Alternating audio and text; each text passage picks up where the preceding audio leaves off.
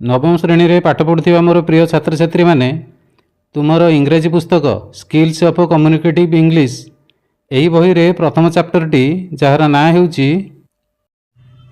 The priceless gift अर्थात अमूल्य उपहारटी। Priceless अर्थ एठारे हेउची अमूल्य। मूल्यहीन को मध्य प्राइसलेस कहा जाय पारे किंतु एठारे अर्थ हेबो अमूल्य। गिफ्ट माने उपहार। कौन से अमूल्य उपहारटी आमे विषयटी पढ़िले जानिबा। आउ तुमे जेमती जान ए चैप्टर रे समुदाय 4टी यूनिट अछि। एही वीडियो रे आमे प्रथम दुईटी यूनिट 1 आउ यूनिट 2 को कवर करिबा अर्थात एहा को लाइन बाय लाइन पढ़िबा सहित वर्ड बाय वर्ड बुझिबा। चैप्टर टी आरंभ हेबा पूर्वरु लीड इन देछि देख। लीड इन अर्थात विषय परिचय टी को पढ़ी देखिबा जद्वारा हमकु विषयटी को जानिबारे सहायक हेबो। कोन लेखा हैछि देख। Do you like to offer some gift to somebody on his or her birthday, wedding or some special occasion? तुमको लाइक लगे कि पसंद लगे कि ऑफर करिया पे देबा पे सम गिफ्ट कौन सी किसी उपहार टू समबडी कौन सी व्यक्ति को ऑन हिज और हर से पुओ हंतु कि झील सांग हंतु कि तुम रिलेटिव हंतु तांको तांकर जन्मदिन रे किंबा वेडिंग तांकर विवाह रे और सम स्पेशल ओकेजन किंबा कौन सी खास अवसर रे। एटा हला प्रश्न what sort of things would you like to give. कौन सॉर्ट अर्थ एठारे प्रकार कौन प्रकार जिनस तुम चाहिब दवा पई एभली अवसर मानकरे। Discuss about it with your classmates ए संपर्क रे तुमर श्रेणी साथी मानक सहित टिके आलोचना करी देख। Why does a small gift become so valuable काहे कि बेले बेले एक छोटिया उपहार बहुत मूल्यवान हो जाय थाए। What do you see when you enter a restaurant कौन तुम देखा पाओ जिते तुम एक रेस्टोरेंट बा भोजनालय रे प्रवेश करि थाओ। रीड दिस इंटरेस्टिंग स्टोरी पढ़ यही इंटरेस्टिंग कहानी टी को। द प्राइसलेस गिफ्ट जो कहानी ना होची the priceless gift. Here priceless means something which has a high value जो कथा बुझौतले लिखाई एठारे प्राइसलेस अर्थ होची किछि जिनिस जार मूल्य बहुत अधिक जहाँ आम अमूल्य कही था ओडिया भाषा रे। तेणु प्राइसलेस अर्थ ये मूल्यहीन बोली भावियो नहीं। बिकज इट इज रेयर यह को अमूल्य ये कहुई जे ये उपहारटी बा ये गिफ्टटी रेयर विरल अटे। एभली उपहार तुम सर्वदा देखा पाइब ना। Match your points of discussion with this description. एबे ये जो पॉइंट गुड़ी आम डिस्कसन कले बा आलोचना कले सेगुड़ी को डिस्क्रिप्शन अर्थात स्टोरी वर्णना सहित मैचिंग कर एसबू स्टोरी सहित केमती मैच खाऊची। एबे आस विलंब न करी आम टेक्स्ट आरंभ करिबा बा विषय आरंभ करिबा। तेणु तुम पाखरे यदि बही अच्छी बही ऊपर नजर रख भल हम ना। यदि बही बर्तमान ना पाखरे किसी कथा नहीं मोबाइल स्क्रीन ऊपर नजर रख। मु तुमको एमती हाराहारी कहानी अन्य मानक भली सुनेबी नहीं। लाइन टी पढ़िबा सहित धाराक्रम रे क्रमान्वय रे मु स्टेप बाय स्टेप मीनिंग कहीजिबी। ए देख लिखा जाइए I went to a vegetarian restaurant. एठारे राइटर कहउछंती मु गली गोटे वेजिटेरियन रेस्टोरेंट को अर्थात निरामिष जोठारे आमिष नहीं निरामिष बा परिवा प्रस्तुत एवं नॉन वेज जो अलाउ नहीं से भली एक भोजनालय को। इट वाज लंच टाइम आ क्यों समय गली लंच टाइम अर्थात द्विप्रहर खाइबा समय रे। There were people eating and drinking. Writer कहते मुझे जाकि देखिली सेठी लोक थिले एवं कौन करुले इटिंग आउ ड्रिंकिंग रे मशगुल थिले माने खाइबा पीबार व्यस्त थिले। The restaurant was very crowded. से भोजनालयटी बहुत क्राउडेड जनगहलीपूर्ण थिला। आई सॉ दैट मु देखिली जे some of the chairs and tables had been pushed into a corner. किछि चेयर एवं टेबुल को से हॉल बा से भोजनालय रे गोटे बड़ हॉल थिला खाइबा हॉल जाको डाइनिंग हॉल कहा जाए तार एक कॉर्नर एक कोण को पुश कर माने सब टेबुल चेयर से पटे पड़ी कोण पटे। I chose the corner table. लेखक कहते मुझे से कोण पड़ता एक टेबुल को बाछिली। सीटेड माई सेल्फ निजको बसैली माने बसिली। Started skimming through the newspaper एवं बसिक कौन कली हठात तो खाइबा लगी जीवनी तांको कर्मचारी को समय मिल आनिक खाद्य देवाई। तेणु से ही समय मध्य मु स्टार्ट कली skimming through the news paper. Skimming अर्थात आखि बुलेबा बा निरीक्षण करवा का आखि बुलेली ना से दिन न्यूज पेपर उपरे। At that moment I noticed A very young girl looking at me. से ही मुहूर्त में लक्ष्य कली जे ए भेरी यंग गर्ल कम बयसर एक झीटीए लुकिंग एट मी मो आड़े चाह रही her eyes were large and they had a sad expression तार आखि गुड़िक टिके बड़ बड़ लार्ज थिला and they had a sad expression दे अर्थात एठारे से दुईटी आखिर प्रोनाउन से आखिरे दुख भाव थिला आखि को देखिले जना पड़ुथिला झीटी बहुत दुखी अछि आज she was going out she asked the cashier in a low voice जेतले से बाहर को जाउथला अर्थात होटल रे खाइबा सारी से जेतले बाहर को जाउथिला बाहरुथिला से पचरला कैशियर साधारणतः hotel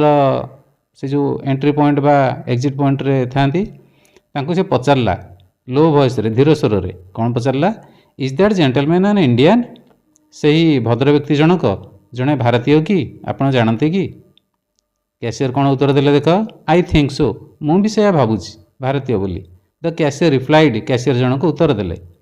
the girl looked at me once more तापर झीटी चाहिला मो आड़े वन्स मोर पुणी थरे एंड वेंट आउट एवं बाहर को चलीगला इट सरप्राइज्ड मी ये घटना मत टिके आश्चर्यान्वित कला मु भाविली व्हाई कहीं व्हाट इज द मैटर कौन मामला घटना कौन हर interest in me आरोज्ड my curiosity इन हर तार आग्रह मो ठारे सृष्टि कला मोर आग्रह ता ठारे यार अर्थ कौन से जो इंटरेस्ट नाला मो प्रति आग्रह प्रकाश कला यही घटना मध्य मो मनरे आग्रह सृष्टि कला ता प्रति मुझे इग्नोर कलिनी ता विषय मध्य भाविबाक लगिली when I had finished my lunch जेतेबेले मु शेष करदेली मोर लंच खाइबा आई आस्क्ड द वेटर मु कैशियर को पचारलिनी वेटर जे गेट रे छिड़ाई तुमको स्वागत करती और विदाय दियंती होटल रे मु ताकू पचारली कौन पचारली do you know the girl who was sitting out there तुम्हें जान कि से झीटी को जी हिट सेठी बसीथिला अर्थात जोटी से झीटी बसीथिला से जगह को अंगुली निर्देश करी ए लेखक जनक पचारे एबे जिबा हमें next page number 2 no sir नाई आज्ञा अर्थात से वेटर जनक उत्तर देला नाई आज्ञा मुझे झील को जाने आउ कौन कहला आई नोटिस सी हाज लंच हियर ऑन सैटरडेज मु लक्ष्य करे जे से लंच खाइबा को एठी आसे साधारणतः शनिवार दिन मानक अन्य दिन मानक नुहे सी कम्स ऑन पेड ओनली अर्थात से आसी थाए एठी कि केवल पे डे मानक अर्थात पारिश्रमिक मिलुथिबा दिन पारिश्रमिक सेठी को दिन मिलुची शनिवार सप्ताह सारा काम करी शनिवार पारिश्रमिक मिलले रविवार छुट्टी थी perhaps she does not earn much आउ कौन कहला waiter Janak Bodhe C does not earn रोजगार करे नहीं मच अधिक अर्थात तार रोजगार कम I was moved by what he said मु मूव्ड हेली अर्थात मोर मन प्रभावित हैला जहाँ से कहला वेटर ठार उत्तर शुणी मुझे भाव विह्वल हो गली the curiosity I felt about the girl persisted तेणु जो आग्रह क्यूरियोसिटी मु फील करुली मन मन से झील प्रति सेटा परसिस्ट कला कंटिन्यू कला मो मन भितर जारी रहा व्हाई हाड सी इनक्वायर्ड अबाउट मी मु भाविबा लगिली से कहीं बुझुला मो विषय इनक्वायरी करुला who was the mysterious child से अजणा झीटी किए से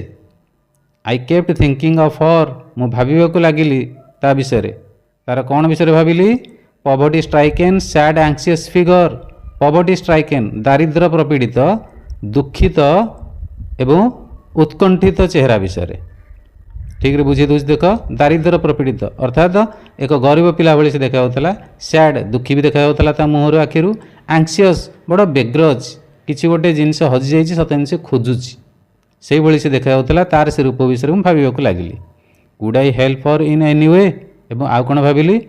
करें कि मुझे साहाय्यता को कौन उपाय नेक्स्ट द वीक पास्ट से सप्ताहटी बीतीगला सैटरडे केम अगेन शनिवार आसला आउ थे I went to the same restaurant मु गली से समान भोजनालय को as I entered I saw her sitting at the same table as before जेतेबेले मु प्रवेश कली मु देखिली ताकू बसी से समान टेबुल पाखरे आज बिफोर पूर्व भली जमी मु गत सप्ताह देखी सी वाज इटिंग से खाऊला I went up to her मु गली ता पर्यंत बा ता पाखकू and took the chair opposite hers एवं नेली गोटे चौकी ता सम्मुखरे से जो टेबुल बसी खाऊला ता सम्मुखरे मु एक चौकी बसिली जमी आम होटेल देखुचे टेबुल दी पटे चौकी पड़े खायापी I wished her a good afternoon मुझे गुड आफ्टरनून कहीकि विश कली and then making one brief remark आउ किसी गोटे टिप्पणी देली रिमार्क किसी गोटे कथा कहली कौन ये कही लिखा जाए ब्रीफ माने संक्षिप्त क्षुद्र कथाटे कौन कहली आफ्टर अनादर गोटे पर गोटे ये कहवापर I was able to start a conversation मु सक्षम हेली आरंभ करने कन्भरसेसन वार्तालाप अजणा झीटे हठात जाकि तो वार्तालाप करहबनी प्रथमे गुड आफ्टरनून कहली आउ कौन एमती गोटे दुईटा रिमार्क कली ये भाव में कथबार्ता आरंभ कली आट लास्ट सी आक्सड शेष से पचारा किए से झीटी आर यू एन इंडियन तुम जड़े भारतीय कि my brother is in India मो भाई भी अच्छी भारत में ही इज ए सोल्जर से अटे जड़े सैनिक we have not heard a letter from him for a long time we have not heard आमे पाई नाहु ए लेटर चिठीटीए ताठारु बहु काल धरी my mother is very worried मो माँ बड़ व्यस्त अच्छी सी इज आफ्रेड समथिंग हाज हापन टू हिम से डरी जाइए आफ्रेड अर्थ डरी जावा बा शंकार रहा मने मने गोटे भय रहा जे किछि ताकू हो जाइछि कि आई लर्नड एठी लेखक कहउछन्ती मु जानिबा को पाइले learned that our only guardian was her brother तार एकमात्र मुरबी थिला तार भाई अर्थात तांको परिवार रो मुखिया भाई बापा नाहंती बापा बोधे मरी जाइछन्ती कोन होइछि लेखा हैनी एटारे she lived with her old widowed mother Mrs Bethy आउ कौन लेख जाना पाइले से अर्थात से झीटी रोला तार वयस्का विधवा माँ सहित तेणु बापा मरी जाइए आ मार ना हूँ Mrs Bethy I understood how C felt तेणु मु बुझीपारि कि कौन से किभली से अनुभव करुला फिल करुला अर्थात घर मुरबी कहीं ना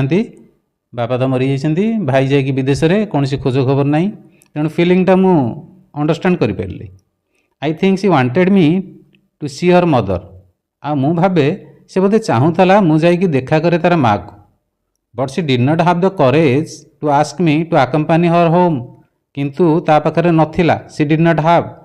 तार नथिला द करेज साहसटी टू आस्क मी मते कहबो सांगरे जिया पे तार घर को we finished our lunch and got up together यही सब कथबार्ता भावना भितर आम शेष कलु आमर लंच खाइबा एवं उठिकी छिड़ा हलु टुगेदर एका बेलके एका समय छिड़ा हलु आज you walked I asked her जिते आम होटेल बा रेस्टोरेंट बाहरी बाहर को जाऊलु आ चलुलु वाक करूँ मु पचारि ताकू मे आई नो योर नेम मु तो नाटी जानीपे कि झीटी उत्तर देला माय नेम इज मैगी मो ना हूँ Maggie we chatted pleasantly and soon reached a bus stand एटार लेखक कहते वी चैटिंग कलु बा कथबार्ता वार्तालाप कलु प्लेजेंटली भारी मन खुशी रे एवं बहुत शीघ्र पहुँची गलु गोटे बस स्टैंड निकट रे this gave me the opportunity of asking her where she worked यही जो समयटी बा परिस्थिति देला मते एक सुजोग पचारिबाकू ताकू केउठारे से काम करिथाय do you usually go this way आ कौन पचारि तू साधारणतः यही बाट दे जाऊ कि आई आक्स तुम पचारि से उत्तर देला नो सी आंसर्ड उत्तर देला ना मु एबाटे जाए ना I usually take the village bridge मु साधारणतः गाँ शंख दे बाट देकी जाए ब्रिज बाट देकी it is being repaired at the moment वर्तमान एटार मरामती काम चली तेणु मु एपटे आसीगली सेपटे जाई हेबनी soon we approached their neighbourhood soon अर्थात कम समय भितर आम अप्रोच्ड निकटवर्ती हलु सेमानकर नेबरहुड साही बा गाँर गाँ कहती साही कहती we had reached a narrow doorway आम पहुँची सारी एक संकीर्ण डोरवे बा प्रवेश पथ जो द्वार मुँह कहती मैगी टुक ए थीन लैच की out of her pocket Maggi नेला नेला माने आनिला बा धरिला गोटे पतला लैच की बाहर जो ताला पड़े तार चाबी कौतर काढ़ला आउट ऑफ हर पॉकेट ता पॉकेट भितर एंड ओपन द डोर एवं खोलिला कबाटी को सी एंटर्ड से प्रवेश कला प्रथमे एंड सेड एवं कहला प्लीज कम इन दयाकरी भितर को आसतु नेक्स्ट पेज देखा पेज नंबर 3 लेखक कहते together we descended the stairs to the kitchen together एकाठी अर्थात से झीटी एवं मु आम डिसेंड कलु डिसेंड माने ऊपर तलू ओह्लैलु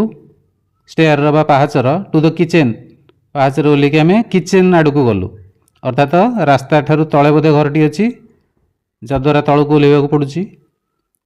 ମଦର ସେଡ୍ ମ୍ୟାଗି ଫ୍ରମ୍ ଦ ଡୋରୱେ, ଦ୍ୱାର ମୁହଁ ପାଖରୁ ମ୍ୟାଗି କହିଲା, ମା ଆନ୍ Indian gentleman has come to C U, ଜଣେ ଭାରତୀୟ ଭଦ୍ରବ୍ୟକ୍ତି ଆସିଛନ୍ତି ତୋତେ ଦେଖା କରିବାକୁ। ସେପଟୁ ଉତ୍ତର କ'ଣ ଆସିଲା ତା ମା ଠାରୁ, where is he, the woman ଆକ୍ସଡ୍ ଇଗର୍ଲି, କେଉଁଠି ସେ ଅଛନ୍ତି ବା କାହାନ୍ତି? ସେହି ବୟସ୍କା ମହିଳା ଜଣକ ବା ବୁଢ଼ୀ ଲୋକ ଜଣକ ପଚାରିଲା ଇଗର୍ଲି, ବ୍ୟଗ୍ର ହେଇକି, with very much interest. With a smile I stepped into the kitchen behind Maggie, ଗୋଟେ ସ୍ମାଇଲ୍ ବା ମୁହଁରେ ହସ ନେଇ ମୁଁ ପାଦ ପକାଇକି ରୋଷେଇ ଘର ଭିତରକୁ ପ୍ରବେଶ କଲି, ମ୍ୟାଗିର ପଛପଟେ ଥାଇ, ମ୍ୟାଗି ମୋ ଆଗରେ। ସି ଇଣ୍ଟ୍ରୋଡ୍ୟୁସ୍ଡ ଅସ୍, ସେ ଅର୍ଥାତ୍ ଏଠାରେ ମ୍ୟାଗି, ସେ ଆମକୁ ଇଣ୍ଟ୍ରୋଡ୍ୟୁସ୍ କରାଇଦେଲା। ଇଣ୍ଟ୍ରୋଡ୍ୟୁସ୍ କେମିତି କରାଯାଏ, ମା ଇଏ ହେଉଛନ୍ତି ଏଇ ବ୍ୟକ୍ତି, ଆଉ ବ୍ୟକ୍ତିକୁ କୁହାଗଲା ଇଏ ହେଉଛନ୍ତି ମୋର ମା। How do you do, I said, ମୁଁ ପଚାରିଲି ଆପଣ କେମିତି ଅଛନ୍ତି। And held out my hand, ଏବଂ ହାତ ବଢ଼େଇଲି ହ୍ୟାଣ୍ଡସେକ୍ କରିବା ପାଇଁ, କାରଣ ଏଇଟା ଇଂଲଣ୍ଡର କାହାଣୀ, ସେଠି ନମସ୍କାର ନାହିଁ, ସେଠି ହ୍ୟାଣ୍ଡସେକ୍ କରାଯାଏ। ଏକ୍ସକ୍ୟୁଜ୍ ମି, କ୍ଷମା କରିବେ ମୋତେ, ମାଇ hands R covered with floor, ମୋର ହାତ ଦୁଇଟି କଭର ହେଇଛି ବା ଢାଙ୍କି ଯାଇଛି ଅଟାରେ, ଅର୍ଥାତ୍ ମୋ ହାତରେ ଅଟା ଲାଗିଛି, ହ୍ୟାଣ୍ଡସେକ୍ କରିହେବନି। ଆଇ ଆମ୍ ମେକିଂ କେକ୍ସ, ମୁଁ କେକ୍ ତିଆରି କରୁଛି। People will come to buy them this evening, ଲୋକେ ସବୁ ଆସିବେ କିଣିବାକୁ ଏଗୁଡ଼ିକୁ ଆଜି ସନ୍ଧ୍ୟାରେ। This is the way we make our living, ଏଇଟା ହିଁ ବାଟ ଆମେ ଆମ ଲିଭିଂ ବା ଜୀବନଯାତ୍ରା ଜାରି ରଖିଛୁ। ଲଟ୍ସ ଅଫ୍ ଟ୍ରବୁଲ୍, ବହୁତ ସମସ୍ୟା ଭିତରେ ଦେଇ। Saturday night is a time of festivity in poor neighbourhoods, ଶନିବାର ରାତି ହେଉଛି ଏକ ସମୟ, କି ସମୟ, ଫେଷ୍ଟିଭିଟିର ସମୟ, ଉତ୍ସବର ସମୟ, ଖୁସିର ସମୟ, ଗରିବ ଗାଁ ମାନଙ୍କରେ, ଗରିବ ସାହିମାନଙ୍କରେ। କାହିଁକି? ସପ୍ତାହ ଯାକର କାମ କରି ଶନିବାର ଦିନ ପେମେଣ୍ଟ ମିଳିଥାଏ। All kinds of things are sold on this night, ସବୁ ପ୍ରକାର ଜିନିଷ ଏଇ ରାତିରେ ବା ଶନିବାର ରାତିରେ ବିକ୍ରି ହୋଇଥାଏ। ଦ ଷ୍ଟ୍ରିଟ୍ସ ଆର୍ ମୋର୍ କ୍ରାଉଡେଡ୍ ଦେନ୍ ଏନି ଅଦର ଡେ, ଏବଂ ରାସ୍ତା ଅଧିକ ଜନଗହଳିପୂର୍ଣ୍ଣ ରହିଥାଏ ଏହି ଦିନ, ଅନ୍ୟାନ୍ୟ ଦିନ ଅପେକ୍ଷା, than other day. This is the day when they are able to spend a little from their weekly wages, ଏଇଟା ହିଁ ଦିନ ଯେତେବେଳେ ସେମାନେ, ଅର୍ଥାତ୍ ଗରିବ ଲୋକମାନେ, ଏବୁଲ୍, ସକ୍ଷମ ହୁଅନ୍ତି ଖର୍ଚ୍ଚ କରିବାକୁ କିଛି ସେମାନଙ୍କର ସାପ୍ତାହିକ ମଜୁରୀରୁ। ଏବେ ଆମେ ୟୁନିଟ୍ 1 ଶେଷ କଲେ, ଏବେ ଆମେ ଆରମ୍ଭ କରିବା ୟୁନିଟ୍ 2। ଦେଖ ବହି ଉପରେ ନଜର ରଖ। What kind of country is India sir, asked Mrs Bethy as she resumed her cooking, କ'ଣ ପ୍ରକାର ଦେଶ ଅଟେ ଇଣ୍ଡିଆ ଆଜ୍ଞା, ପଚାରିଲେ ମିସେସ୍ ବେଥି ଯେତେବେଳେ ସେ ଆରମ୍ଭ କଲେ ତାଙ୍କର ରୋଷେଇ, କାରଣ ପୂର୍ବରୁ ଅଟା ଦଳୁଥିଲେ। ମୁଁ ଉତ୍ତର ଦେଲି ଏ ବିୟୁଟିଫୁଲ୍ କଣ୍ଟ୍ରି, ଏକ ସୁନ୍ଦର ଦେଶ। ସେଫ୍ ଟୁ ଲିଭ୍ ଇନ୍, ସୁରକ୍ଷିତ ତ ରହିବା ପାଇଁ ସେଠି। Are not there too many snakes and tigers, ନାହାନ୍ତିଟି ସେଠି ବେଶୀ ସାପ ଏବଂ ବାଘ। ଡୋଣ୍ଟ ଦେ କିଲ୍ ପିପୁଲ୍, ସାପ ଆଉ ବାଘ ସେଠି ମଣିଷକୁ ମାରି ଦେଉନାହାନ୍ତିଟି, ଅର୍ଥାତ୍ ସେ ଭୟଭୀତ ଅଛି କାଳେ ସେଠି ଇଣ୍ଡିଆରେ ତା ପୁଅକୁ କାଳେ ସାପ କିମ୍ବା ବାଘ ମାରି ଦେଇପାରନ୍ତି। This type of question has often been asked, ଏଠାରେ ଲେଖକ କହୁଛନ୍ତି ଯେ ଏହି ପ୍ରକାର ପ୍ରଶ୍ନ ଅଧିକାଂଶ ସମୟରେ ପଚରା ଯାଇଥାଏ ଭାରତୀୟ ଲୋକଙ୍କୁ। Don't believe that snakes and tigers are killed by the people if they come too close, ସେମାନେ ବିଶ୍ୱାସ କରନ୍ତି ନାହିଁ ଯେ ସାପ ଏବଂ ବାଘମାନେ ବି ମରନ୍ତି ଲୋକଙ୍କ ଦ୍ୱାରା ଯଦି ସେମାନେ ଲୋକଙ୍କର ପାଖାପାଖି କ୍ଲୋଜ୍ ଆସିଯାଆନ୍ତି। ତାପରେ ମିସେସ୍ ବେଥି କହୁଛନ୍ତି ମାଇ ସନ୍ ଇଜ୍ ଇନ୍ ଦ ପଞ୍ଜାବ, ମୋ ପୁଅ ଅଛି ପଞ୍ଜାବରେ, ଅର୍ଥାତ୍ ଭାରତର ପଞ୍ଜାବ ରାଜ୍ୟରେ। ହି ଇଜ୍ ଏ ସୋଲଜର, ସେ ଜଣେ ସୈନିକ। What kind of place is the Punjab, କେଉଁ ପ୍ରକାର ଜାଗା ଅଟେ ଆଜ୍ଞା ପଞ୍ଜାବ। ବୁଝିପାରୁଛ ତ କାହାଣୀଟି, ଅର୍ଥାତ୍ ଏଇଟା ଭାରତ ସ୍ୱାଧୀନ ହେବା ପୂର୍ବର ଘଟଣା, ଯେତେବେଳେ ଇଂରେଜମାନେ ଆମର ଏଠି ଥିଲେ ଏବଂ ଇଂଲଣ୍ଡରୁ ସୈନିକ ଆସି ଏଠି ସୈନ୍ୟ ହିସାବରେ କାମ କରୁଥିଲେ ଭାରତରେ, ସେହି ସମୟର ଘଟଣା ଇଏ। ଆଉ ଏ ଲେଖକ ଜଣକ ଯିଏ ଆମର ଜଣେ ଭାରତୀୟ, ସେ ଇଂଲଣ୍ଡରେ ଥିଲାବେଳେ এই ଘଟଣାଟି ସେଠି ଘଟିଛି। ତେଣୁ what kind of place is the Punjab, Punjab କେଉଁ ପ୍ରକାରର ପ୍ଲେସ୍ ବା ଜାଗା, ମିସେସ୍ ବେଥି ପଚାରିଛନ୍ତି। ତେଣୁ ଏଠାରେ ଲେଖକ କ'ଣ ଉତ୍ତର ଦେଉଛନ୍ତି ଦେଖ, the Punjab is a fine place, Punjab ଏକ ଚମତ୍କାର ଜାଗା। It is a very healthy place to live in, ଏହା ଅଟେ ଏକ ସ୍ୱାସ୍ଥ୍ୟକର ଜାଗା ରହିବା ପାଇଁ ସେଠି ବା ବାସ କରିବା ପାଇଁ, live in. I am glad to hear it, Mrs Bethy ଉତ୍ତର ଦେଲେ, କହିଲେ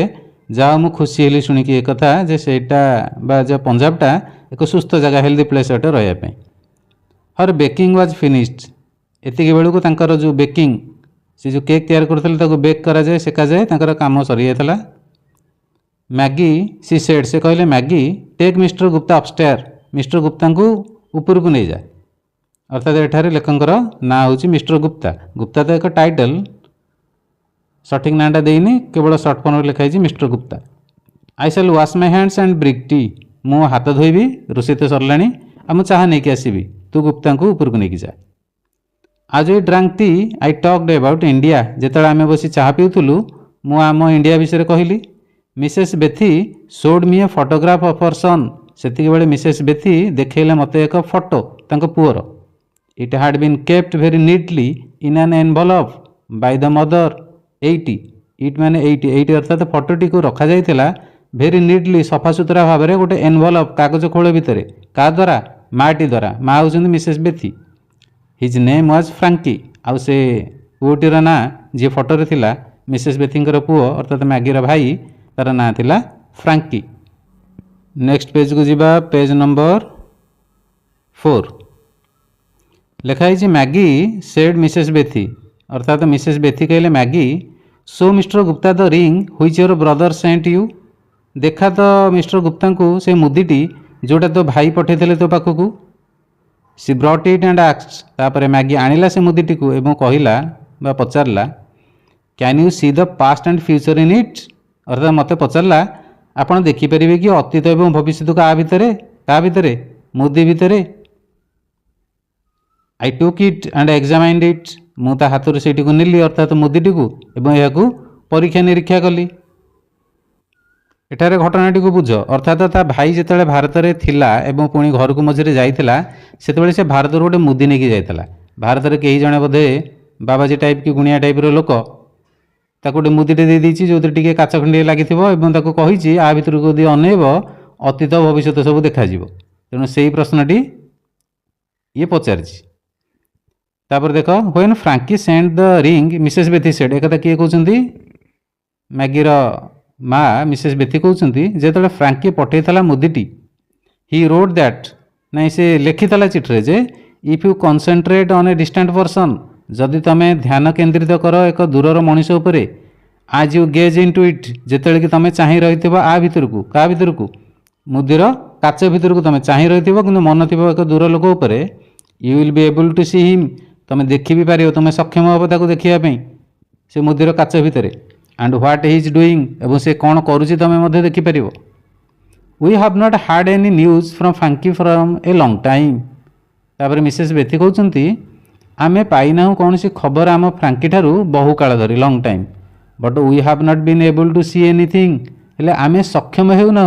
किछि देखा अर्थात मुदी भितर आम फ्रांकी को आमे देखिपारनु ध्यान केन्द्रित करुचे आम फ्रांकी उपरे किंतु मुदी भितर से देखा जाउनी।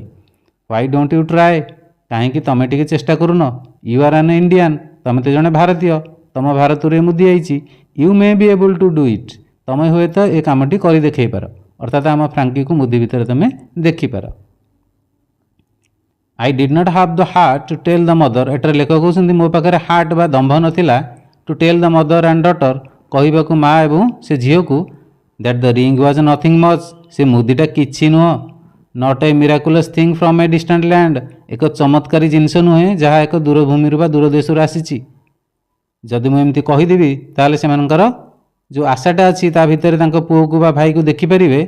से आशाटी कौन हो भांगीज से कथाटी लिखाई how could I shatter their dream किभली मु सैटर खिनभिन कर दे पारे भांगी दे पारिबी सेमानकर से स्वप्नटी को। एबे आमे यूनिट 2 शेष कले नेक्स्ट वीडियो रे आमे यूनिट 3 एंड